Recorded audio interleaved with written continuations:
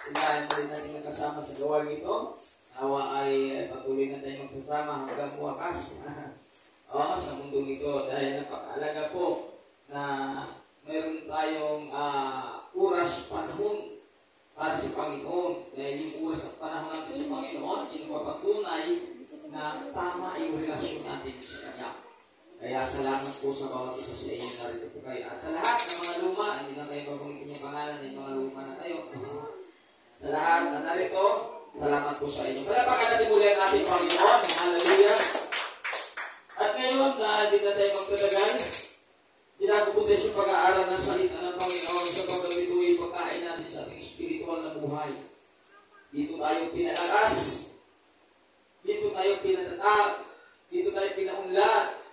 Dito tayo pinasigla at pinasaya. Basta yung ating napapakinggan, gagawin po natin. Pag ginagawa natin ito, sisigla talaga ang buhay natin. Ang ating tema na ngayon pag-aralan, napakasimple lang po ito. Ay gusto ko po talaga na makita sa ating buhay yung talagang ginawa ng Panginoon sa ating mga buhay. Ang tema dito, follow what God example. Susundin lang po natin kung anong halimbawa na napakita ng Panginoon. Kasi pag sinunod natin ito, pattern dito sa mga pagpapala na ating makuha mula sa kanya. Pattern. Kaya nagbigay sila ng halimbawa para sundin po natin. Diba? Hindi naman siya nagbigay ng halimbawa kung hindi niya ito ipasunod sa atin. Tulad sa nag-aaral tayo, di ba? Bago may final exam, di ba may mga halimbawa? May halimbawa. Sapagat yung halimbawa na yan, pattern yun. Para madali tayo makasagot pag nai-exam na. Di ba? Kung pag-aralan talaga natin. Kaya itong halimbawa ng Panginoon, kung ito'y susundin natin at gagawin natin, talagang hindi po pwede na baliwalain ang Panginoon ng kanyang mga pangako sa mga kasama. May gagawin talaga siya. Pero bago ang lahat, manalangin po tayo, Panginoon, pinubuhin ka namin, pinasalamatan ka namin, pinataas ka namin, Panginoon. Ay mula noon hanggang ngayon, patuloy namin nararamdaman ang presensya mo at o kapangyarihan. Kaya lubos kami nagpapasalamat, Panginoon. At narito kami muli nagkakaisa sa umagang ito, pagpatuloy ng bulay-bulay ng salita mo. Hayaan niyo po, Panginoon, na maunawaan ito ng bawat isa sa amin. Sa ganon, may sagawa ito. At ang lahat ng mga itinuturo mo na may kalakip ng pangako ay aming mararanasan, Panginoon Kristo. Hayaan niyo po na mangyari ito sa bawat isa sa amin na narito. Nakita mo ang pangangailangan ng bawat isa. Nakita mo ang kalagayan ng bawat isa. Dalangin ko po, Panginoon, na patuloy mo silang pagpapalain. Kung anuman ang kanilang nararamdaman ngayon, mapalitan ng kagalakan. Dahil ikaw ang tunay na magministeryo sa buhay ng bawat isa.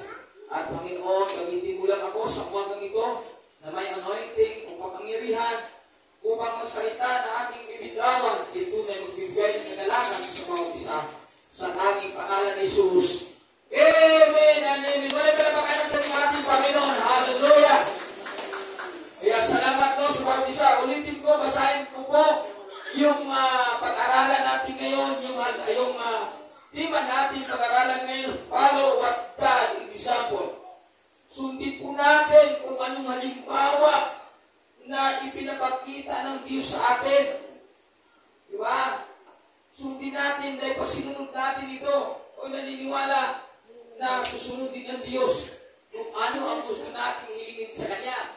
Sabi niyo dito sa aklat ng awit 128 verse 4, ang sinuman kung si Yahweh, kung pusong susundin, buhay niya ay taunlan at laging pagpapalain. So malinaw, pag sinunod daw natin ng Diyos, uunlad ang ating buhay. At hindi lang unlad, kundi laging pagpapalain. Sino yung gusto natin eh? Diba? Laging pagpapalain. Pero may requirements. Ano sabi? Sundin. Sundin natin ang kanyang halimbawa. Yung example na kanyang ipinapakita, kanyang ginagawa, itinuturo sa atin. Sundin lang natin ito. Ito yung pattern upang tayong lahat ay pagpapalain. Palapakan natin ang ating Panginoon. Huwag mong alihaan na tayo Kristiyano na hindi tayo pinagpapala sa spiritual. Huwag mong ayan na tayo mga Kristiyano, hindi tayo pinagpapala sa physical. Huwag mong ayan na tayo Kristiyano, hindi tayo pinagpapala sa mga bagay sa mundong ito. Actually, mga kaibigan, lahat yan ay nakahanda para sa atin. Ang importante lamang, sundin lang natin ang kanyang halimbawa na ipinapakita sa atin na sa ganun balang araw, pagkakita ng Panginoon ang halimbawa na kanyang itinuturo sa atin, tunay na ginagawa natin sa hirap at ginhawa, gagawa siya ng mga himala para ikaw magtamasa sa lahat ng mga pabor na pangako ng ating Panginoon Kristo. Palapakan natin ang ating Panginoon. Gawin lang natin. Mahirap gawin mo. Wala. Gawin natin. Ibig sabihin, wala tayong maidalihan. Pagdating po sa pagsunod sa halimbawa ng Panginoon upang matutuwa siya sa atin. Unang halimbawa na ginawa ng ating Panginoon.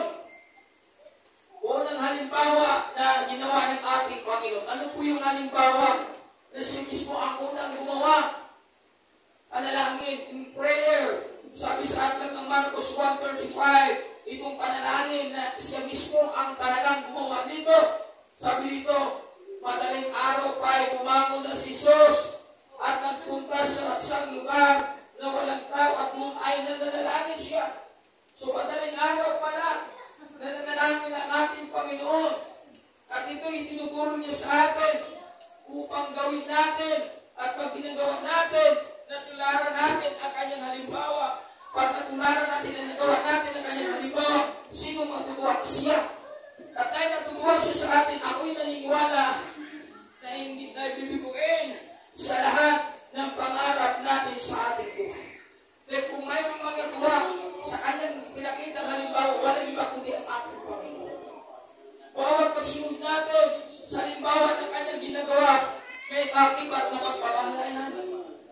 Tandaan po natin mga kaibigan, huwag lang tayo sumunod sa panahon na may kagalakan. Huwag lang tayo sumunod sa panahon na may kasaganahan. Dapat mas lalo tayong sumunod sa panahon ng kalungkutan at kawalan. Dahil sa panahon ng kalungkutan at kawalan, pag sumunod ka pa rin sa ating Panginoon, doon siya maniniwala ng totoo ang iyong pananampalataya sa Kanya. Totoo ang iyong pananiwala sa Kanya. Dahil kahit walang-wala ka, ay talagang ang prayer, ginagawa mo pa rin. Ang prayer, hindi mo kinalimutan. Positibo ka pa rin sa panalangin mo, Lord, kahit walang-wala ako, kahit may pinagdaanan ako, manalangin pa rin ako, Panginoon. Then alam ko, Panginoon, na lahat aking naranasan ngayon, may kapalit ito ng pagpapala, dahil hindi ako tumitigil sa panalangin, kahit mayroon akong pinagdaanan. Kaya pagka natin ang ating Panginoon. Panalangin is the way to overcome every trials or struggle that we encounter. Mga kaibigan, susi yan para tayo magtagumpay sa lahat ng ating mga nararanasan. Pangalawang talata, ito po ang ginawa ng Panginoon. Hebrews chapter 5 verse 7, nung si Jesus ay namumuhay pa rito sa lupa. Siya ay nanalangin at lumuluhang iusap sa Diyos. Pero anong klaseng panalangin ito? Lumuluha siya. Lumuluha ang ating Panginoon. Sa tingin ba natin, ay, dapat ba gawin niya ito? Kasi use na eh. Bakit kaya ginawa niya ito? Para tularan na natin. No? Para natularan natin ito. Para sa ganun, pag natularan natin ito, gagawaan niya sa mga bagay upang tayo pagpapalain. Gawaan niya sa mga bagay na tayo matutuwa sa ating buhay. Amen. Diba? Sino bang nananalangin na umiyak? Siyempre, ito ang Panginoon, umiyak siya kasi marami pong nagbanta sa Kanya. Umiyak siya. May problema.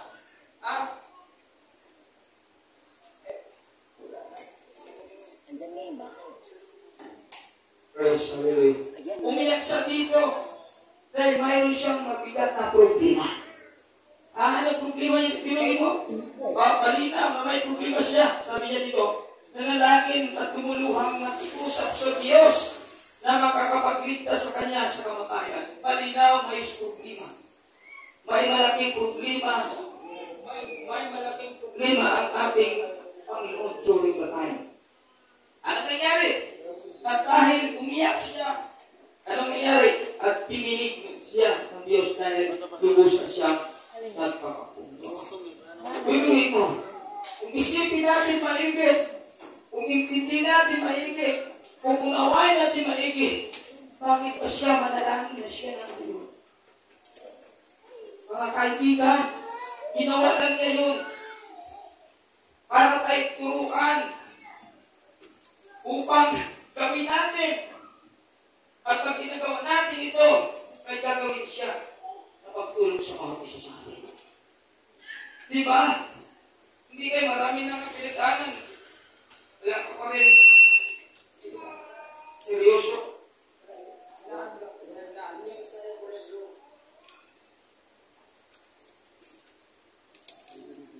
Praise Hallelujah.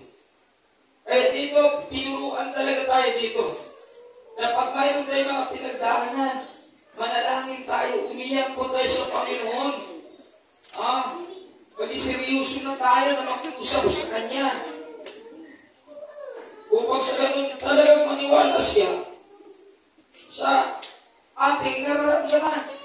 Diba? Kasi dito, ang Panginoon mismo ang umiyak dito eh. Dahil sa problema na kanyang ginagawa dito. At sana ganun din ang ating gagawin. Kung ano man ang ating pinagdaanan, ano man ang ating encounter, any trials, hindi na kailangan manalangin po tayo. Samahan natin panalangin.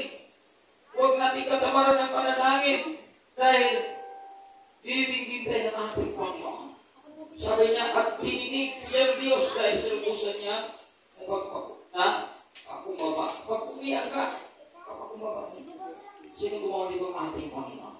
Tinuturo sa atin upang gawin natin sa panahon mayroon tayong matindi, problema at pagkakakilan. Ito yung susi mga kaibigan upang tumugon ang Panginoon sa atin.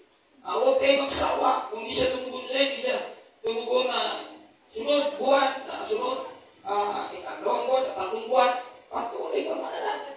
Walang tigil mga kaibigan. Kasi pag hindi ka tumitigil sa panalangin, ibig sabihin, nagtitiwala ka pa rin sa Kanya. Binigo ka ngayon, binigo ka. Bukas, sa loob ng isang linggo, binigo ka, pero huwag kang tumigil. Dahil pag hindi ka tumitigil, buang ka na ng palataya mo sa panalangin mo. Na may gagawin ng himala ng Diyos sa buhay. Positibo tayo lagi. Kahit mayroong mga pinagdaanan, basta positibo tayo lagi bilang mga Kristyano. Yun yung halimbawa na kanyang ipinapakita sa panalangin. So, anong nangyayari? Nung binibis yung tumutugon sa panalangin na ito. Kaya sa atin, huwag natin kalimutan yung panalangin. Napaka-importante yan. Pangalawa, in humbleness, sino unang gumawa nito? Ang ating Panginoon. Lahat na kanyang ginagawa, itinuturo niya sa atin. Hindi siya nagtuturo na hindi niya ginagawa. Kaya yung humbleness, yung pagpapakumbaba siya. Sabi dito, sa akatang Pilipinas chapter 2 verse 8, nagpakumbaba siya at ating masunurin hanggang kamatayan. So, malinaw dito, sino ang una nagpakumbaba? Ang ating Panginoon. Naging masunurin siya hanggang kamatayan. Bakit itumatay sa kamatayan, sa cross? Dahil dito, siya yung usang itinataas ng Diyos. Anong benepisyo? Pag ang isang tao mapagpakumbaba at masunurin, itinataas niya. Gusto mong itaas ka ng Diyos. Gusto mong pagpapalain ka ng Panginoon. Gusto mong may gawin ang Diyos na himala sa iyo. Ang susi, magpapakumbaba ka. Gawin mo, pagpapala ng Panginoon, anong resulta? Siya ay lubusang itinataas ng Diyos at binigyan, dito pa, at binigyan ng pangalan higit sa lahat ng pangalan. Wow, grabe. Itinataas siya ng Diyos. At binigyan pa ng pangalan, higit sa lahat ng pangalan. Anong ginawa niya? Nagpapakumbaba lamang. Kaya mapalad lang talaga yung taong mapagpakumbaba. Diba? Meron talagang promotion eh. Meron talagang pagpapala eh. Iaangat ka talaga ng Panginoon eh. Diba? Kaya gawin po natin yung sinabing humbleness. May kailangan talaga na makita ito sa ating buhay kung gusto natin na tayo ay bibigyan ng mga pabor ng ating Panginoon. May mga pabor sa mga taong mapagpakumbaba. Kaya huwag natin kalimutan ito. Itinuturo niya ito sa atin. Kaya gusto niya gawin natin upang tayo ay kanyang pagpapalain. Alapakan natin ang ating Panginoon. Kasi tandaan po natin, hindi po tayo pwedeng pagpapalain niya kung ang kanyang itinuturo hindi natin gawin. Kaya nga mayroon siyang itinuturo. Pag ginagawa natin ito, saka siya gagawa sa atin. Huwag natin kalimutan yun. Nakakasabi na ang gusto man ay bakit mapagpakumbaba? Pag hindi ako sumunod, hindi ko siba, hindi ko manalangin. Sabi gusto man ay papapala naman siya. Tandaan po natin na kanyang pagpapala. Hindi na sa mga tao kapagpakumbaba. Dahil kung ikaw nagpapakumbaba, siyempre sumunod ka. Kapag ikaw sumunod, hindi siyempre, susunod din ang Diyos ng bagay na gusto sa iyo. Huwag natin dahilan natin sumabait ng mga bagay, kaya wala natin ginagawa. Parang inabuso lang natin. May mga tao ganun eh. Hindi siya mabait, mabait, pag-ibig. Dahil ganun ang tingin sa Diyos, maganda, mabait, pag-ibig. Hindi na sila sumusunod. Hindi magturo na siya, kakamali tayo doon. Doon tayo bumabagsak. Tandaan po natin, kung ganun ang patakaran ng Panginoon, na kahit wala tayong gawin, ay pagpapalain. Ay lahat tayo mga tamad na. Hindi tayo manalangin. Hindi natin sinasabi. Kasi ang Diyos ko siya tinuro pala. Hindi ko siya tinuro ang Diyos ko.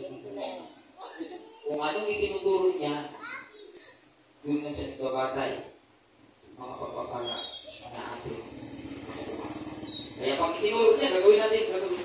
Yung atos ko natin. Pero pag hindi natin gagawin, wala po mga gagawin natin. Hindi, sabi ko nga hindi ko siya tinuro ang Diyos. Kaya nga, piluin mo, ginawa niya muna ito bago itinuturo. Ikaw napakaganda ang Panginoon. Hindi siya natuturo na hindi niya ginagawa. Ang tao, grabe ngayon. Puro ng turo, hindi naman ginagawa. Kaya yung mga tao nagtuturo, magdalangin ka, umayo ka, magbasa ka ng Biblia. Siya, hindi mo magbasa sa sarap. Nalayo sa sinabi ng Panginoon sa Ibra. Nagpapasa ang Panginoon, nanalangin, tapos ikaw magtuturo ng mga langit, ikaw hindi nga nanalangin. Diba? Nakakaano? Mga kaibigan, tandaan po natin. Kung mayroon lang itinuturo, gawin po natin. Kasi ginawa ng Panginoon dito eh.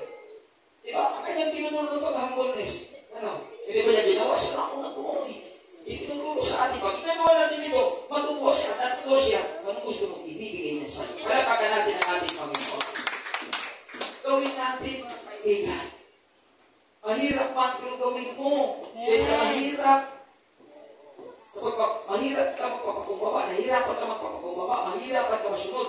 Yung pinilit mo ang sarili mo, tutuwa ang paniniwala mo sa Panginoon, tutuwa ang pakikilala mo sa Panginoon, walang imposible sa Kanya. Ginawa mo, pagsunod, magpapakumbaba. Hindi marami sa buhay mo. Pero kung magdahilan ka, mga kaibigan, walang pangako ang Diyos sa mga taong nagdahilan. Meron ka bang nabasa from Genesis to Revelation na nagdahilan siya at tumutugon ng Diyos sa gusto mo? Binasa ko yan. Sabi ko, ito yung maraming kapila. Wala talaga akong nabasa. Wala talaga eh. Kung mayroon pa, pwede ako magkahinag press. Hindi mo na akong press ngayon, hindi mo na akong mangarap kung nabumali o ngayon. Kasi kung hindi sabihin tayo, pero binasa ko, wala talaga eh. Wala kang makita doon. Na magdadahilan ka, ay pagpapalain ka niya, wala eh. Wala. Kasi kung nagdahilan tayo, nag-anilangan tayo sa Kanya eh. Kung nagdahilan tayo, nag-anilangan tayo sa Kanya. Kaibigan, huwag tayong magdahilan mga kuwira. Dahil, pag kailan tayo nagwilang tayo, yan mismo ang sumusugat sa ating puso. Ang pagpapala sa Diyos, wala siya pagpapala. Tandaan po natin. Hawak ng Diyos ang lahat ng mga bagay sa mundo. Kontrol ng Diyos ang lahat ng mga bagay sa mundo. Kaya siya magbuhos ng pagpapala pag ginagawa natin ang pagpapala. Dahil siya ang unang gumawa ito. Ginawa natin dahil nag-iwala tayo sa kanyang mga ginagawa. At siya tayo pagpapalain tayo. Palapakan natin muli ang ating Panginoon. Pangatlo, yung pag-ibig, siya mismo ang grabe pag-ibig ng ating Panginoon. Hindi siya umibig. Hindi niya ginamit ang kanyang pag-ibig dun sa mga tagay para matutuwa ang tao. Iba pag-ibig ng Panginoon. Hindi siya nagbigay siya ng ginto ba? Bibigyan natin ng ginto para matutuwa ka. Hindi. Iba pag-ibig ng Diyos. Bakit? Ang kanyang pag-ibig, nandun talaga ang kanyang buhay. Higit sa ginto at bilaki yun. May buhay na walang hanggan ang gusto niyang ibibigay sa iyo. Hindi mga bagay sa mundo dito. Grabe pag-ibig ng Panginoon. Walang makakapantay sa pag-ibig ng Diyos. Kaya sabi dito, dito natin malaman ang pag-ibig. Inaalay ng Kristo ang kanyang buhay para sa atin. Anong inaalay niya? Para sa atin. Dito ba? Kira ba? Kira ba? Hindi buhay ang inaalay ng Panginoon. Di ba yun? Hindi ba natin gawin ito sa kapwa natin? Paligtas lang siya. Mamatay tayo, mabuhay lang siya. Hindi natin kaya gawin. Di ba? Pero ito yung kasi pag-ibig na yung pinapakita. Panginoon, inaalay niya kanyang pag-ibig para sa atin. Pero ang turo niya sa atin, anong turo niya sa atin? Kaya dapat natin alay ating buhay para sa mga kapatid. So mayroon siyang itinuturo sa atin. Mayroon siya yung pinapagawa sa atin. Kung inaalay ng Panginoon ang kanyang buhay para tayo makalaya sa kasalanan, para tayo maligtas, mabago, at pag nabago na tayo, alay din natin ang ating buhay para sa mga kapatiran na hindi para talaga na bago. Tinuturuan tayo mga kaibigan. Kaya pag nabago ka, mayroon ka na bagong buhay, mayroon para tayo tukulit. Para akayin natin yung ating mga kapatid, mga kapatiran, yung mga pinsan natin, kaibigan, para mabago din ang kanilang buhay. Kaya, may tukulit tayo mga kaibigan. Kung totoo ang ating pag-ibig, kung totoo ang ating pagtitiwala sa pag-ibig ng Panginoon, gawin natin ito sa ating mga kapatiran, sa ating mga kaibigan, o sa mga taong nakapaligid sa ating buhay, na wala pa talagang pagmamahal sa Panginoon. Magsakripisyo tayo, magtiis tayo para sa kanila. Yun ang ibig sabihin nito. Kasi kung nag-isang sakripisyo, tama na yung ating Panginoon sa kanyang pag-ibig sa bawat isa sa atin. Kaya tayo binago niya dahil sa ating tunay na pananampalataya sa kanya, gamitin din natin ang ating buhay para sa pagbabago ng mga tao na hindi panawago. Mayroon tayong tukulit mga kaibigan. At dapat natin gawin bilang pagkaunawa sa pag-ibig ng Panginoon ay pinakita sa atin. Mayroon tayong tukulit. Palapakan natin ang ating Panginoon. Pang-apat, in promise, may pangako ang Panginoon. Pag nangako ang Panginoon, ang kaibigan, hindi niya baliwalain ang kanyang pangako. Hindi niya sisirahin ang kanyang pangako. Hindi niya baluktutin ang kanyang pangako. Pag nangako siya na pagpapalain ka, pagpapalain ka talaga. Pero may requirement siya. Yung pangako pagpapala, doon na talaga nito ipapara sa mga taong pangako na sumunod sa kanya. Kailan natin ma-identify sa ating sarili ng kapatayan. Sa panahon na may digmaan pa, doon natupuri ko siya. Sa panahon na may digmaan, labanan, sugatan, nagsisipa ka pa rin. Sumisigaw ka pa rin. Hallelujah. Doon natin nalalaman. Doon natin tutunayan na tayo ay tutulong naman sa Panginoon. At doon niya ipaparanas yung kanya mga para. Kasi hindi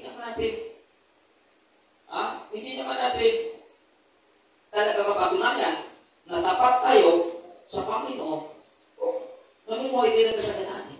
Diba? Pag kumuha din ng kasaganaan, ano na yan? Normal na yan. Susunod ka talaga sa kanya. Maglilipod ka sa kanya. Kaya magbuburi ka talaga sa kanya. Tapat ka talaga sa kanya. Kasi, kailangan ka, wala problema, magandang buhay, hayahay. Pero sa panahon na yung kaguluhan, paano may digmaan? Huwag ko lang may katapatan kung makita pa ba sa atin. Diba? Kaya mga kaibigan, unawain natin ito. Deuteronomy chapter 7 verse 9. Kaya, pagkatatandaan ninyo si Yahweh na inyong Diyos ay Diyos. Hindi ay Diyos at siya ay Diyos na hindi marunong sumira sa pangako. Hindi talaga siya marunong sumira sa kanyang pangako. Kasi sabi niya, pagpapalain ka talaga, pero kanino? Sabi dito, tapat siya sa lahat.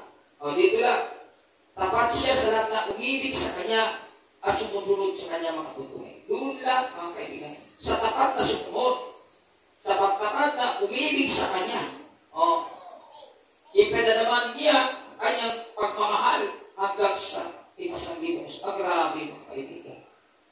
Ang habang pagpapala ito sa mga tapat na umibig, tapat na sumunod sa kanya, doon lang niya ipaparanas ang kanyang pangako na hindi talaga masisira. Kaya bakit nasisira ang pangako sa mga tao, sa ibang mga tao, sa ibang mga kasama, bakit nasisira ang pangako ng Panginoon? Although hindi siya nagsira dito, tayo ang nagsira eh. Ang pangako niya, hindi niya pwedeng sirain yan. Tayo mismo sumira, bakit hindi natin ipakita ang tunay na katapatan sa pagsunod sa kanya? Pero ang pangako ng Diyos hindi masisirain. Ulitin ko, hindi pwedeng sirain ng Diyos ang kanyang pangako. Bakit ang kanyang pangako? Minsan hindi naranasan ng tao. Kaya tayo mismo sumira, hindi natin sinusunod na tapat ang kanyang salita. Kaya tayo lang linuhok, mga kaibigan, ang sumuka. Pastor, di ba sabi yung pastor, pagpapagay mo ako, di ba Panginoon, at napakakataktan mo sa akin, for I know my plan, I have for you plan, for when, for not forever, to give you hope, to give you. Bakit wala sa akin yung pag-asa? Bakit wala sa akin magandang kinabukasan? Ano? Kabaan. Di ba? Di ba? Aking pangako, dito lang sa tapat, na umibig sa akin, tapat na sumunod sa akin. Hindi masisira yan. Pero kung hindi ka tapat sumunod, hindi ka tapat na umibig, ikaw mismo ang sumira sa pangako ko sa iyo. Kaya intindihin natin mga kaibigan, na kanyang pangako hindi sisirain ng Panginoon, ay mismo minsan ang sumira. Di nasira ang ating katapatan sa panahon na may kaguluhan. Na para bagang hindi tayo binigyan ng kapayapaan ng Diyos, kapayapaan na kanyang ibinigay sa ating mga kaibigan sa aklat ng Monsa 14 verse 27, sabi niya, kapayapaan na iniwan ko sa iyo, hindi kapayapaan tulad ng mundong ito. Kaya mga kaibigan, dahil binigyan sa iyo kapayapaan, akin sunod sa pangumuhay na taglay natin mula sa kanya. Pag may dumating kaguluhan, hindi dapat mapwis ang isipan mo para sundin ang kaguluhan at pakita sa mukha mo. Dapat lilitaw kayo ng kapayapaan dahil yun ang ibinigay ng Diyos sa iyo. Dahil mas makapangyarihan ng kapayapaan na ibinigay ng Diyos sa iyo kaysa kaguluhan na ibinigay ng mundo ito. Kaya dapat kung may kaguluhan na, mag-ipapaw pa rin ang kasiglahan sa mukha mo. Bakit ang kapayapaan na mo sa puso at isipan mo? Para natin ang ating Panginoon. Yun ang dapat mga kaibigan. Ngunit kung masira yan, ay wala na. Pag nasira yung ating katapatan, hindi makikita sa ating mukha yung kagalakan. Kailan ba masira yung katapatan pag may ating kaguluhan? Normal yan. Kaya kino mag-Kristo na mahalin kay Kristo, Lord, ang kapayapaan pa rin ang makikita sa buhay ko. Susunod pa rin ako sa iyo, Panginoon. Mag-inig ko pa rin ako. Tapat pa rin ako sa iyo. Hindi masisira ang aking mukha sa kaguluhan na dumating sa aking buhay. Kaya binigyan mo na ako ng kapayapaan. Susundin ko pa rin, Panginoon, ang iyong mga sinasabi. Di tapat ako maglilingkod sa iyo. At dahil yan ang nakita sa iyo, you are deserving to receive the favor of God. Palapakan natin ang ating Panginoon. Deserving po tayo. Kasi naipaglaban natin yung salita katapatan. Nagawa natin salita katapatan sa kabila na may kaguluhan na dumating sa atin. Bakit dumating ang kaguluhan? Unang dumating sa atin yung kapayapaan. Sabi ng Diyos, binigyan ko na kayo ng kapayapaan. Nasa inyo kung paano nyo gamitin. Di ba napagaganda sa Kristiyano na maganda talaga sa Biblia? Kaya sa akin, ang dami ng kaguluhan dumating sa akin. Magulo sa pusa. Hallelujah. daming gulo mga kaibigan. Mas ako po, talaga naman. Kalibasan yung umuwi ko sa kapayapaan, minuras ko lang kayo sa akin na Panginoon kapayapaan. Maraming kaguluhan. Natakot na lang ako. Pupurihin ko na lang Panginoon, Lord, salamat, totoo kapayapaan mo. Dahil maraming iman na dumating sa akin.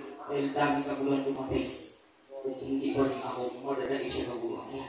Binigyan mo ako ng kapay. Kaya, masaya pa rin ako nagpilikot. Masaya pa rin ako sumunod. Hindi na babawasan ang iyong katapatan. Kahit mainit ulan, umayon pa rin ako, sinaprisip pa rin ako. Hindi ko pinapansin yung kaguluhan na dumating sa buhay ko.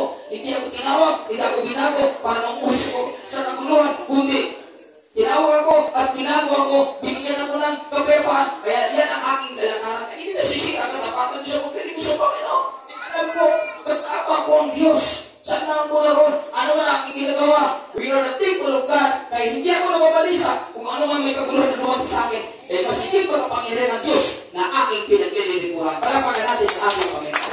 Ganun sa kapangyarihan ng Diyos, mga kaibigan. Kaya, huwag na akong masira ang aking ginagawa. Dahil dyan tayo pagpapalahin. Kung gusto natin maranasan ang kanyang pangako, huwag natin sirain yung salita ng kapapala. Mga kaibigan, lumalim na wag sa ating Panginoon. Sino mga tang mababaw? Masaya yan pag maraming pera. Hallelujah! Sarap sumunod yan pag maraming pera, pag may trabaho, pag nagtatakbo ng negosyo. Hallelujah! Sarap magpuri sa Panginoon. Pero pag pakialam ng Panginoon, kumusta ka? Kumusta ka? Masaya ka ngayon. Sige, subukin kita. Tama ba yung katapatan mo? Ngayon kung tama katapatan mo kahit mawalan ka, ang pupuri ko pa sa kanya. Si Job nawala. Ang kanyang anak, ang kanyang kayamanan, at ka ng sugat, ang kanyang katawan, mula pa ng ulo, yung katapatan niya nawawala ka, hindi po. Ginamit na kanyang asawa. Ano sabi ng asawa niyo? So, pahit mo na yung Diyos ko nang mamatay ka na. Ibig yung asawa ay kakampi niya. Sa panahon na may digmaan. Pero nating kaaway, ginamit ng Panginoon. Siyog na lang mag-isa. Wala natin, pakikaibigan niya. Hindi na niya kakampi. Isang hindi kaibigan, kung kasalanan ka talaga. Kasi nakakaraw sa ganong problema, yung mga tao mga kasalanan, hindi kung banal ka, hindi ka talaga makakaraw sa ngayon, pero hindi natin tingnan sa mga kaibigan. Ang kanyang katapatan sa Diyos, hindi nawawala. Hindi nasisira ang kanyang katapatan. Kaya anong nangyayari sa kanya? Yung overcome niya lahat, pinipili niya pagpapala ang kanyang katapatan. Kaya gusto na gano'n, kung gusto natin maranasan, yung pangako ng Panginoon, yung katapatan at sipag-ilikod, huwag nawa mawawala sa atin. Palapakan natin ang ating Panginoon. At alam ko yung problema ni Job, hindi natin maranasan yung alam ng Diyos kung ano ang ating kayo. Napakasimple lang ipaparasan sa atin. Kaya sana yung napakasimple na ipaparasan sa atin, makanan yung bigyan natin ito. Huwag sa ganun, deserving tayo sa lamang kata ng pangako. Alam ko natin ang pangako ng Diyos. E mag-ibig-ibig mo natin sa mga taong sa Kanya.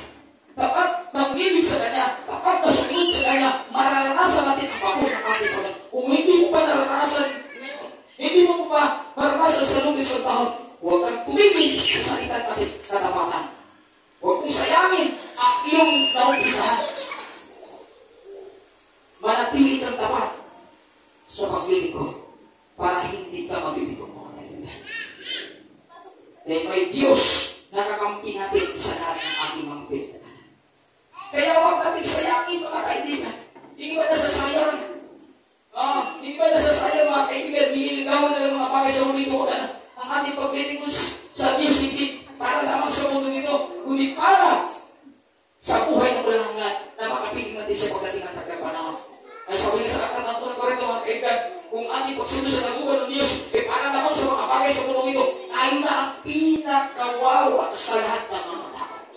Kaibigan, hindi tayo pangulong, panlaki tayo. Kaya, mayroon mo tayo kung wala. Hallelujah, pareho sigaw natin sa ating puso ng sita. Yeah? Hindi kayo pag wala na, putukot sita. Pag wala na po, hindi na maintindihan. Away doon, away dito, nawala na, yung paano kayo pa? Hindi kaibigan, ang ganda ng tinuro sa atin ng Diyos. I-apply lang natin ito. I-comply lang natin ito.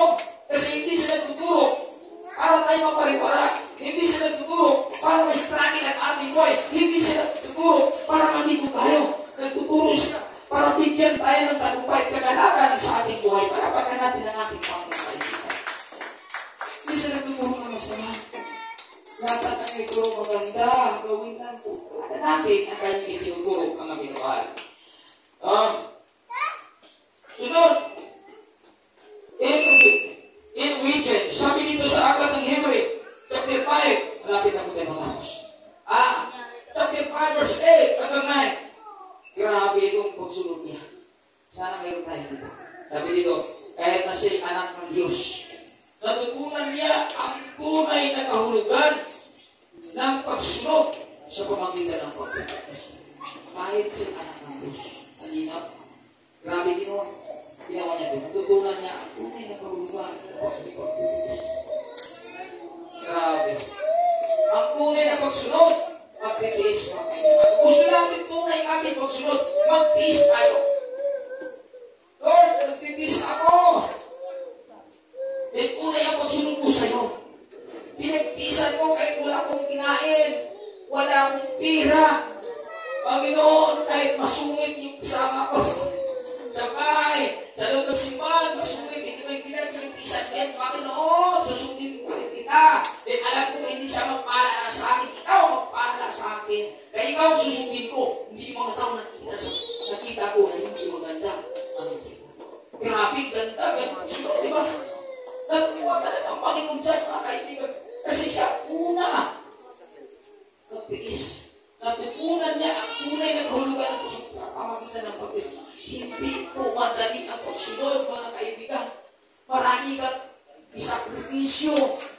Marami kang tatanggagin sa sarili mo. Masunod mo lang ang kalooban ng ating Diyos. Marami kang aalisin sa sarili mo. Marami kang tatanggagin sa sarili mo. Masunod mo lang ang kalooban ng ating Panginoon. Hindi po sunod. Marami po hadlang yan mga minamahal. Marami po mga encounter tayo na hindi maganda. Pero tandaan po natin, inuruan na tayo ang tunay na kahulugan ng pagsunod. Pagtitiis. Ang kaibigan, mahalin natin yung pagtitiis. Kasi kung mayroon mga unang nag-tiis, hindi tayo. Hindi ang ating kapatid. Siya ang una, mga kaibigan, nag-tiis. Inuruan tayo. Para kung mayroon tayo mga encounter na mga problema, alam na natin. Ang Panginoon ay encounter na gato. Ako ba? Di ba? At dahil minahal mo yung pagtitiis, natitiwala ka sa kanya doon. Alam kong hindi mo ko iiwan, hindi mo ko bumayaan sa aking mga pinag-aanan niya. Alam kong ipagtatagol mo ako. Alam mo, sa mga tinitiis ko ngayon, nagtitiis ka din. Dahil tigno mo ako. Ang ganda, pagkiramdam natin. Kung nagtitiis ka, kung nasasaktan ka, alam mo, nagtitiis din siya, nasasaktan din siya. Hindi ka talaga bumibitaw sa pagsunod. Hindi talaga ka bumibitaw sa pagpupuri. Sa kanya, hindi ka talaga bumibitaw sa mga ginawa mo sa kanya kanya. Dahil alam mo sa sarili mo, kakampi at kasama mo siya. Kung nasasaktan ako, nasasaktan ka din Panginoon. Kung nagtitiis ako, nagtitiis ka. Dalawa tayo. Wow, ang ganda ng paniniwala mo. Ang ganda ng pagkakilala mo siya. Saan ka doon manghina? Saan ka doon mag-offside? Saan ka doon manukay? Pero wala, kasi ka doon yung motibo mo pagdating kay Kristo. Pero kung suluhin mo, kung magdadahilan ka, bakit ako? Yan na. Kapag naman ako. Totoo naman ako, pero bakit parang hindi mo wala sa akin yung pagkakis? Yan na, pag gano'n, kaibigan, may iling-iling sa Diyos. Anak, hindi mo ko alam. Kapitin. Anak, hindi mo ko alam. Na nakakaramdam ka ng pag-iisugat. Ako ang nakakaramdam. Bakit hindi ka lumalapit sa akin? Di ba sinabi ko sa inyo, 11:28, mamatay mo na kayo. Kayo na papagal at nabibigatan niyo pa sa akin. Kayo ay di ba? Pero minsan huwag nagtatampo ka. Parang, nagtatampo na. Yung problema, yung plano niya na maganda, natatakpan sa problema. Yung mga pangusok na Panginoon ay tinuturo sa kanya, natatakpan ang problema. Yung mga talak na nasa puso't isipan mo, pag hindi mo na may problema, hindi mo naalala Panginoon, natatakpan yan, mga kaibigan. Kaya yung alaala ng 18:20 ng Mateo, hindi na ka makakalapit sa Panginoon at ay hindi ka na makakalapit, mga kaibigan, nataya ka na, anong unahin mo? Problema. Kaya imbis pagpapala na unahin mo, na tinuturo ng Panginoon kasunod sa Biblia, problema na unahin mo. At pag problema ang unahin mo, struggle ka na, anxiety, ma-depress ka na, mga kaibigan, ma-wish na yung pag-lingkod, mga kaibigan, may kahiyaan na mawala ang talaga ng Panginoon sa gitna ng labanan, sapagkat pag nawawala yan, lugi ka, kaibigan. Pero kung buhay yan, mabangkit mo, ay sa buhay mo, nandun ang Diyos, tutulong at kakampi mo. Palakpakan natin ang ating Panginoon. Kakampi natin ang Panginoon sa pagdating sa pagpipis. Akala mo wala siya, nandiyan siya. Kung mayroong mahigit nagmamahal sa atin, kung mayroong mahigit nag-ingat sa atin, kung mayroong mahigit nag-iwan sa atin, Diyos na makapangyarihan. Iiwan ka man sa lahat ng mga mahal sa buhay, kung tandaan mo, Diyos, hindi ka iiwan. Iiwan ka man sa lahat ng kayamanan na mayroon ka sa pag-ibig, ang Diyos hindi ka iiwan. Magtiwala ka sa atin. Mga kaibigan, napakasarap pag-ibig sa Diyos, pag makilala mo siya ng lubusan kung sino siya, kung ano siya, kung ano siya kayaman, kung ano siya kakapangyarihan. Dapat kilalanin natin upang yung pag-release natin mamahalin natin. Kaya, huwag natin awayin yung pag-release, masasaktan tayo. Para tayo kumagal sa matulis na lang, kaya tayo masasaktan. Pinupunta natin yung pag-release. Labanan natin sa pamagitan ng salita na itinuturo niya sa atin, sapagkat ang unang ng testigo ang ating Panginoon. Ang tunay na nahulugan ng pagsunod at tiis. Kaya, huwag kang ma-surprise. Kasi may mga Kristyano, may matagal na, huwag natin sa pagtitis, parang, ano pa sila parang nagugulat pa sila. Ano po? Diba? Huwag ganito. Diba? Ang kaibigan, sabi ganito, ang tunay na nahulugan ng pagsunod sa babagitan ng sino? Ang gumawa ito, ang ating Panginoon. Sabi nga dito, ulitin ko, kahit na siya ay anak ng Diyos, natutunan niya ang tunay na hulugan ng pagsunod sa pamagitan ng pagtitis. Hebreo 13:8. Kaibigan, kung gusto natin yung tunay natin pagsunod, tiis na. Pag sipa, nagtitis tayo ito, di ba, tibiro ko, sipa pala, labanan na. Diba? Labanan na sa pagsipa. Panalangin, labanan na. Pag umasa ng Biblia, labanan na. Lalo mas tayo. Mas lalo labanan. Diba? Ano labanan na? Bakit? Bakit mo sinabing labanan? May pangangailangan tayo. Diba? Ano labanan na? Mabigat ang labanan. Pero dahil nagtitiwala ka sa Diyos. Panginoon, sa akin ng Lord Sisters, anong ibibigay? Siksik-ibig. Ano mga ba? Dahil, ilalakaran mo yan, buhay si talata na yan, kaya mo mag-is. Kaya mo mag, sabi nga ni Pastor Marco, kaya na naman ko ng palakay. Palakay na talaga kinanin niya. Grabe. Grabe. Sabi ko, hindi ko kaya Pastor Marco. Huwag na ako na. Talaga na kinanin niya. Grabe, makasunod lang sa malubon. Sino siya niya? Gayahin Gayahin ko, kung kaya kumain ng palakay. Sino kumain ng palakay? Di ba? Grabe yun. Maranasan niya. Tinis niya natin. Masunod lang ang kalubon. Grabe. Mga kaibigan, alam kong sa akin, hindi natin kain ng palakay. Akin, kain na ko na isang kupra, okay sa akin, huwag ko rin palakay. Diba? Kain lang ng isang sibuyas, magkano lang sibuyas, okay na sa akin, huwag lang ng palakay. Hinahin mo mabiyak. Kasi libre yung palakay doon sa kanila, hindi na lang po tanggalin. Kasi sa pagtitiis nga sa kasunod sa kaluban ako, may tinitiis. Kaya hindi siya bumili. Okay, pare.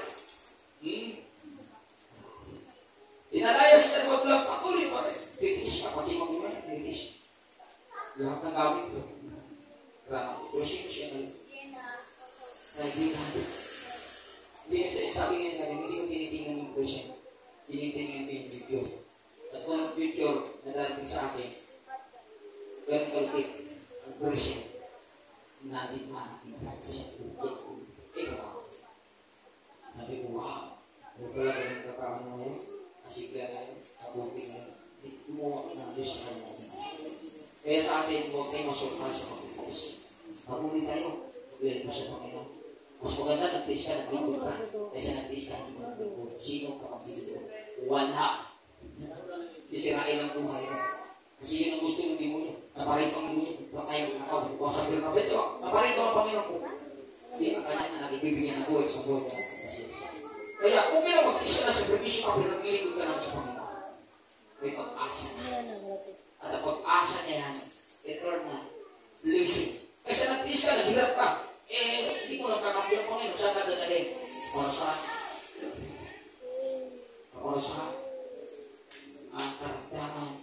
Karamdaman. Para saan na? Wala naman sa iyo. Gusto ka na mag-tiis ka, namupagalan ka. Sigurado ka pa. Kaya suras ka doon. Nakatapos yung pagtitis mo. Pagtitis nila, Pastor Marcos. Pagtitis yung Pastor Marcos. Pagtitis ng mga pastor na muli ngayon. Sa mga disciple na nagtitis. Habang buhay ba sila nagtitis? Hindi ho. Pero umabot ang dekada. Pag sinabi, dekada, 10. Umabot ang dekada. Eh tayo, wala pa nga tayong dekada eh. Hindi ko, wala pa nga tayong dekada eh. Kalahati lang. Kaya, itinigin natin yung pag-test. Kasi kung nag-test dito ang ating Panginoon, itinuturo niya sa atin. Kaya kung mayroon kang gising, huwag kang mag-babaw. Huwag kang mag-backslide. Huwag kang maghina. Dapat sa marami. Magaling ka magpuri sa Panginoon.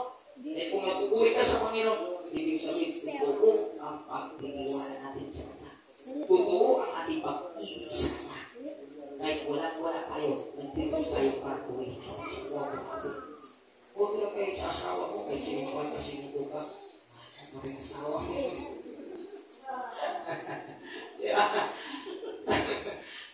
Tuwa na gano'n yung mga ito. May ganun asawa eh. Grabe sinapak na sinukuhan ka. Parang kita, hindi parang kita iiwan. Pero sa mga ano, tagalang ka ng pagkain, tagalang ng pira, kung tatapog ka na sa kanya, sino mo mas makapagin? Asawa mo, pag-imang. Di ba, pag na makapangyarihan? Tagalang ka ng kawalan, no, mahalin mo pa rin. Parang kita iiwan, pag-imang, kailan pa rin ako sa'yo. Hindi na lang, magsubok lang kita. Di ba? Ang sarap yung ganun pananaw natin eh. Hindi talaga tayo mabakslide. Yung iba, nabakslide. Kaya, kasi hindi tinuturo nga, hindi nga sinusun sa aklat ng Peter, verse 8, mas tisod sila. Sapagat hindi na sinusunod ang salita nito. Yun pala ang naka-abang sa mga tao. Ayos yung ayos sa iyo. Yun. Karanagan natin ito ngayon ha, ay hindi mo sinusunod. Mga kaibigan, pag mayroong pagtitiis, ay mag-isip ka rin. Kasi yung itinuturo natin tungkol sa pagtitiis ng ating Panginoon, hindi natin i-apply. O saan kung talata yun, Pastor? Ito. Hebrews 55 verse 8 hanggang 9. Kahit siya anak ng Diyos.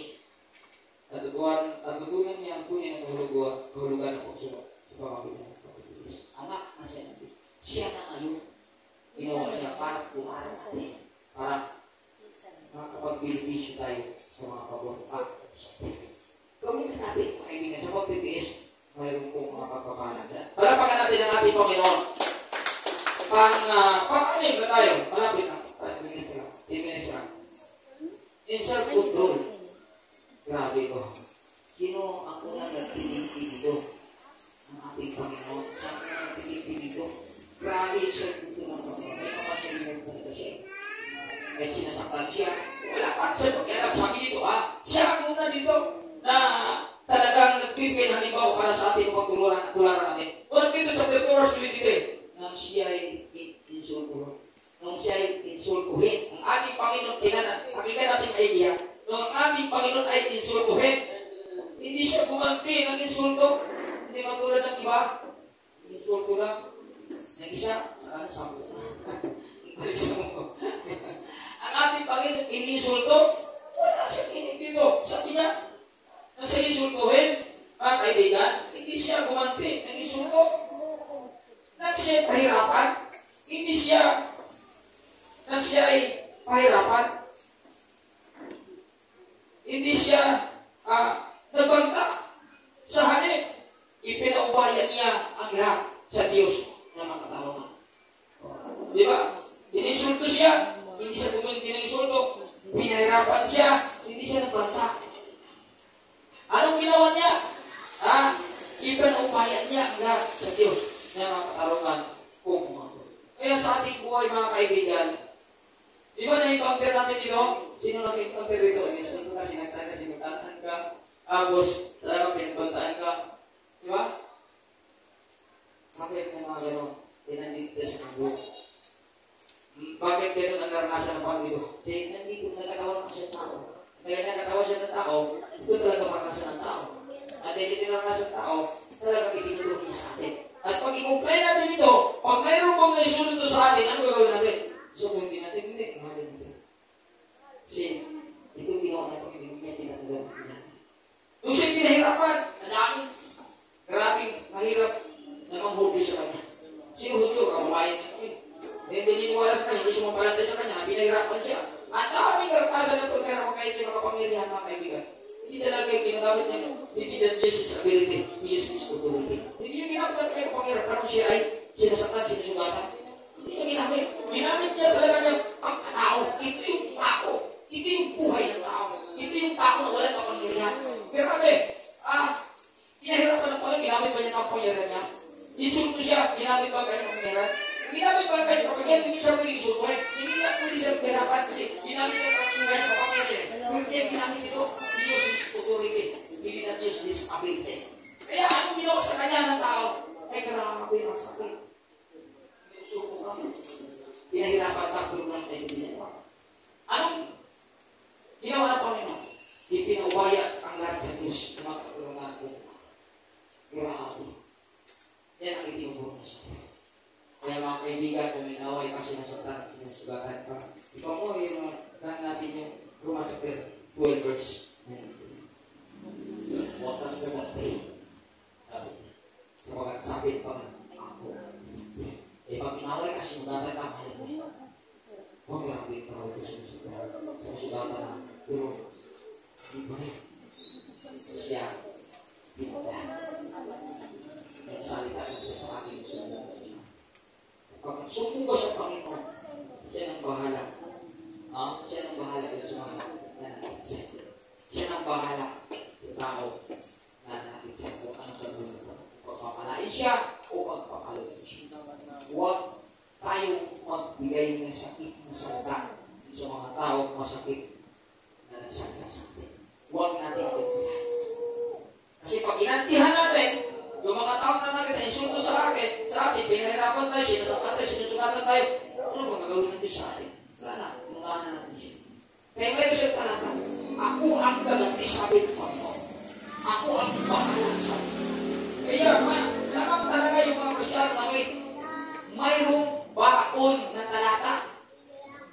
Dahil pag inusulto ka, sinasaktan ka, grabe yung self-control mo, kaya mo tumakitan na, hindi kita matulan, hindi kita aanuhin, hindi kita saktan, magsusubulan sa Panginoon na makapangyarihan. Pag nagsalita ka doon, ay pagpapalain niya yung mga tao na nakot sa'yo. Dipindi sa Panginoon kung ano pang kanyang gagawin sa tao na nakot sa'yo. Basta sa'yo, hindi mo pinatulan yung mga tao ng insulto sa'yo. Dahil na, naunawaan mo yung halimbawa na binigay ng Panginoon sa Panginoon. Panginoon, may halimbawa ka na binigay sa akin. Kaya kahit insulto ko Panginoon, lakaran ko yung kalatan na kung magbibig sa aklat Panginoon na kung magbibig ko, earth bibig. Lakaran ko ang kalatang ito Panginoon. At dahil kilalakaran ito, alam ko, kakapin ako sa mga tao ng insulto. Di ba? Pagkakanta. Iwala ka sa Diyos. Hindi kayo pag insulto ka, minura ka, sa'yo sampal o batok na. Wala ka. Kaya pagpapakupaka ka pa rin. Kaya panisang control dahil yung itinuro ng Diyos sa atin. Mga Kristiyano tayo, mga born again tayo, na sa atin yung banal na espiritu. Kaya dapat yung self-control, may kaya tayo. Dahil pakita nyo sa mga tao, malapit sa atin. Nag-insulto natin, nagpapahirap sa atin. Kailangan, huwag natin ipakita na tayo ay nagigigil. Nag-iinis natin. Kung di ang ipapakita natin, magmamahal pa rin. Di ba? Doon natin sasabihin sa panalangin. Di ba? Manalangin ka lang. Lord, tulungan mo, kaibigan ko, tulungan tulungan mo yung kakilala ko, Panginoon, ganito ginawa niya sa akin, baka pwede mong paboran. Pagpanain mo siya, Panginoon, kung magkalang araw, hindi niya siya manakit sa akin, maging pagpapala na siya sa akin. Di ba kulat ka kayo? Yung tao na inis na inis ka sa'yo, yung tao init na init ka sa'yo, hindi ba magaganda na kanyang hindi mo para sa'yo? Kaya, pinugul ka na mo sa panalangin mo. Di ba napakaganda? Yung panalangin mo, pero Diyos pa rin mag-desisyon kung ano gagawin niya sa tao mo. Basta sa'yo, kung hindi mo magkatapain. Huwag kang masama. Hindi kayo, Panginoon, dito gawin sa akin, sana para sa mga hindi. Wala gano'n, walang suko ako pumunti. Kasi, sabi nga, agad ang mabiyag, purify, at tayo maging tunay na anak ng Diyos, nating sumpain, ng away sa atin, kundi pagpapalik. Huwag nating sumpain, kundi ating pagpapalik. Upang tayo maging tunay na anak. Lord, kung pala ginawa, na mabago ang kanyang katangian, Panginoon. Panginoon, away, tulungan mo siya, upang magkakasundo na kami, Panginoon. Wow, ganda pa na laki mo! Diyos pa rin. Ang desisyon kung ang klase, pagbabala, na kanyang pumakalas. Ang sa'yo, tama ang puso mo, tama ang motibo mo. Diyos pa rin, nakapasa. Kung ano ang gagawin sa mga tao. Palakpakan natin ang ating Panginoon. Yun ang aming gagawin. Di ba na magaganda yung message ng Panginoon? Sama, yung maganda ito makita sa akin. Napakasarap mga kaibigan. Lahat ng itinuturo ng halimbawa upang sa atin ay makita. Sana pamuha sa atin. Di ba? Sana pamuha sa atin. Gawin lang talaga natin. Ang hirap ito. Pero pag dating naman sa puso't isipin mo, ang ating Panginoon ay bumubuhay. Nahirapan naman. Pero sa tulong ng Panginoon, magdatapan naman. Because there is the power in Jesus. Kahit sino ang kalupra, makayanan natin, haliban ang Diyos talaga. Kasi masakit. Kaya mga kaibigan, siya mo tutulong sa atin. Magtiwala lang tayo. Maniwala lang tayo na may Diyos na kakakuin sa panahon na may mananapit sa atin. Kasi karamihan sa mga sandigan nito, grabe kung may nagtikulan na. Tapos natin pagkakilala. Ayaw ko na tayo. Ayaw ko na tayo. Grabe mo. Pero tayo mga kaibigan tinutulong. Importante na makita sa ating ito. Palapagin natin ang ating Panginoon. Huli! Suffering, ito na tayo. Ito tayo magtatapos. Ang pagtitis ng hirap sa bahagi. Ang pagtitis ng hirap ay bahagi ng pagkatawag sa inyo ng Diyos sapagkat nung si Kristo ay nagtiis para sa inyo. Ay nag-iwan siya sa inyo na isang halimbawa na dapat ninyong lubos na tularan. Sabi dito, nagwin dito, hindi siya gumagawa ng anumang kasalanan o nagsisinungaling kailanman. Dito sa suffering mga kaibigan, wala siyang ginawang alukan kasalanan. Nung siya nahihirapan, nung siya talagang may pinagkaanan, gumawa ba siya ng kasalanan, nagsisinungaling ba siya? Hindi po. Bakit Diyos ka, mga kaibigan? Kaya tinuturuan tayo dito, sa panahon na mayroon tayo mga pinagkaanan, sana huwag tayo magsinungaling. Sana'y huwag tayo gumawa ng kasalanan. Kasi yung iba, pagdating na sa suffering na, mayroon na pong mga problema, mayroon na pagtitiis, pinalitan dito, ay mayroon na pong gagawa na po ng diskarte na magkakasala siya. Diskarte na masa sa kanyang Panginoon. Diskarte na makakasakit siya. Hindi ang tinuturo sa atin ng Panginoon. Kasi ang itinuturo niya sa atin dito, sa panahon na sinagtiis, mga kaibigan, hindi siya gumawa ng kasalanan. Hindi siya nagsisinungaling kailanman, mga kaibigan, sapagkat ang pagtitiis ay bahagi na ng pagkatawag sa ating Diyos. Kaya, mga kaibigan, sino ang hindi gumawa kasalanan ng ating Panginoon? Bakit tayo gagawa tayo ng kalukuhan kasalanan ng pagtitiis? Nagtira kasi ako, kaya ito lang gawin mga kaibigan. Sinugatan natin ang ating puso niya. Sabihin, basta, ang sabi ng Panginoon dito, nagbibigyan siya ng halimbawa sa atin. Ang pagtitiis sa hirap na buhay ay bahagi na ng pagkatawag sa atin ng ating Panginoon. Pagtitiis bahagi pala yan. Kaya huwag kang masubras, mga kaibigan. Huwag kang gagawa ng kasalanan. Huwag kang gagawa ng kalukuhan sa panahon na mayroon tayong pinagdaanan na hindi maganda. Mga kaibigan, patunayan natin ang Diyos ay kakampi natin. Ang Diyos ay kaya niya gawin ng lahat ng bagay na suklayan natin ayos sa ating pangangailangan basta tubo tayo magtiwala ng Diyos. Hindi pwede na tayo ay pawala ng Diyos. Walang anak na pinagkayaan. Walang anak na sinasaktan sinasaktan, sinusugatan, o hindi. Kundi kung anak man sinusugatan, sinasaktan, sinusubok na niya. Tama ba ating tunay na pagtitiwala sa kanilang? Mayroong pansamantala lang sugat niya. Hindi po ibig yan mga kaibigan, pansamantala lang yan. Tandaan po natin mga minamahal, na sa panahon na mayroon tayong pinagdaanan, huwag tayong gagawa ng kasalanan, huwag tayong magsisinungaling tulad sa itinuturo ng Panginoon sa atin sa tanong natin. Palapakan natin ang ating Panginoon. Sabi dito sa unang Pedro chapter 4 verse 1, yaman si Kristo is nanghirap noong siya ay nasa buhay na ito. Kayo man ay dapat maging handa sa pagtitiis, sapagkat ang pagtitiis na hirap ng buhay na ito ay tumatalik ko na sa kasalanan. Grabe pa. Nagtitiis ka, sumulan ka sa kawan.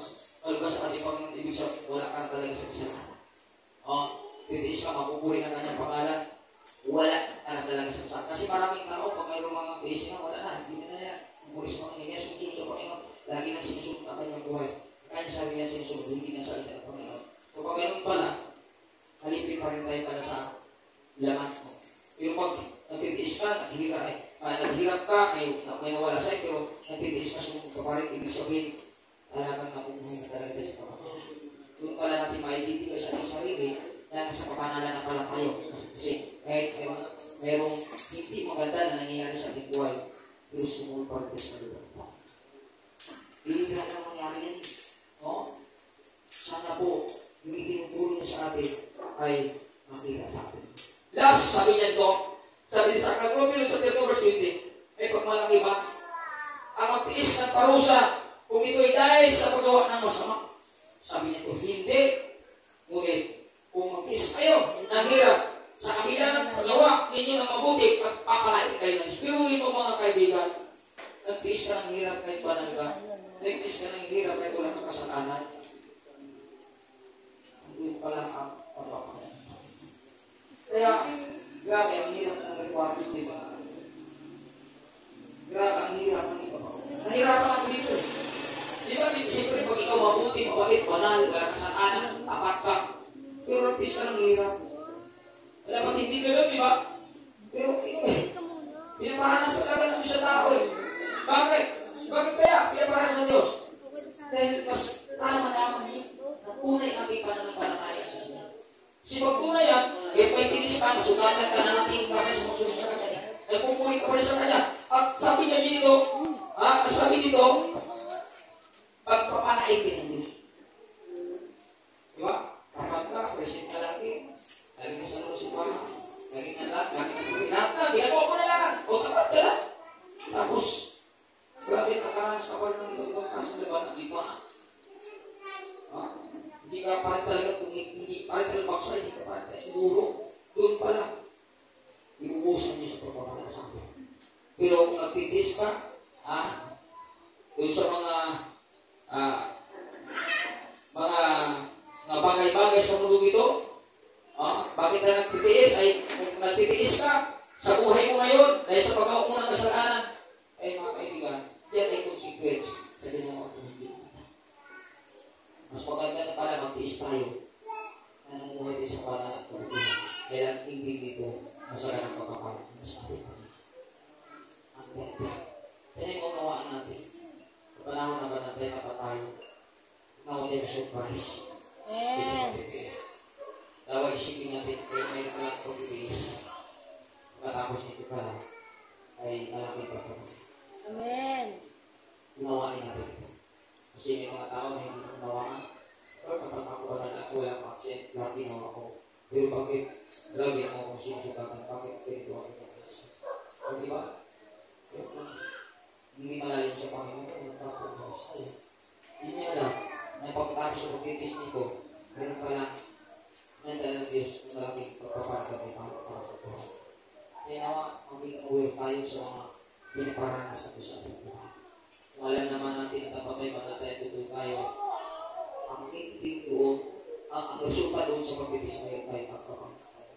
Pero alam mo sa sarili mo, hindi naman kakalukuhan sa kasalanan, pagkitis ka, naghirap ka, siklit siya, hindi na daw kakalukuhan.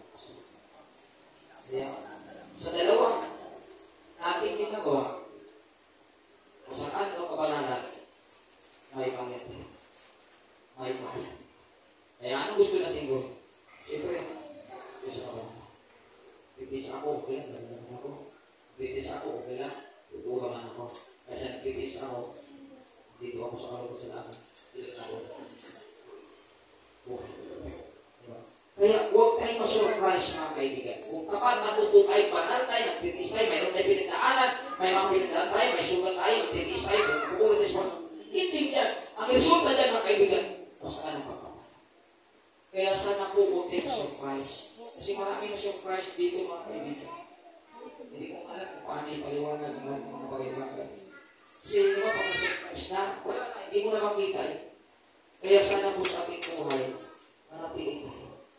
Upang sa ganon, maniwala ang Diyos lahat na kanyang halimbawa na ipinapakita ay tunay na ating at dahil ginagawa natin makakapatuloy na hanggang bukas sapagat sabi sa agad na Matthew 24:13 ang mantiling tapat hanggang oras siya lamang maligtas.